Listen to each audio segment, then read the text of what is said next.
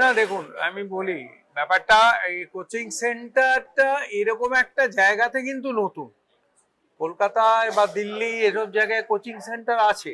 Coaching centre medical এন্ট্রান্সে এখন এখন যেটা হয়েছে, এখন যে সিস্টেমটা হয়েছে, এখন এই যে নিট পরীক্ষা যেটা হয় না, সেই নিট পরীক্ষাটা এমন একটা সিস্টেম আছে, আপনার যদি স্পেশালাইজ ট্রেনিং না হয়, ভালো ভালো ছেলেরাও কিন্তু ওই শুধু ট্রেনিং পায় না বলে, ওরা ঠিক গাইডলাইনটা ধরতে পারে না বলে কিন্তু অনেক ভালো ছাত্র চান্স পায় না।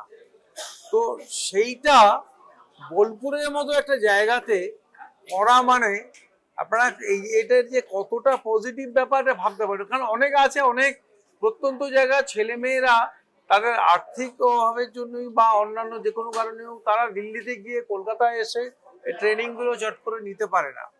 কিন্তু সেখানে বোলপুরের মতো একটা জায়গাতে এই যে কোচিং সেন্টারটা হচ্ছে, ওই অঞ্চলে যে ছেলে মেয়েরা যারা পড়াশোনা করে, ধরুন বাঁকুড়ায় কিন্তু অনেক ভালো ভালো রেজাল্ট এমনি হয়। আমি দেখেছি উচ্চ মাধ্যমিক মাধ্যমিকে প্রচুর ভালো রেজাল্ট করে জেলাগুলোতে। পুরুলিয়ায় অত্যন্ত জায়গা, কিন্তু ওখানে কিন্তু অনেক ভালো ভালো রেজাল্ট করে, কিন্তু ওরা ওই কোচিংটা পায় না। আজকে এই যে উদ্যোগটা করা হয়েছে, এটা একটা বিরাট ব্যাপার।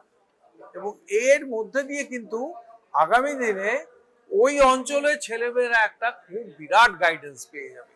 অনেক দেখা যাবে অনেক ভালো ভালো ছেলে মেয়ে কিন্তু ওই সায়েন্টিফিক কোচিং এর মধ্যে দিয়ে উঠে আসছে। তার মানে বলতে চাইছেন পজিটিভ পথটা আগামী দিনে আগামী ভবিষ্যৎ তৈরি করতে চলেছে।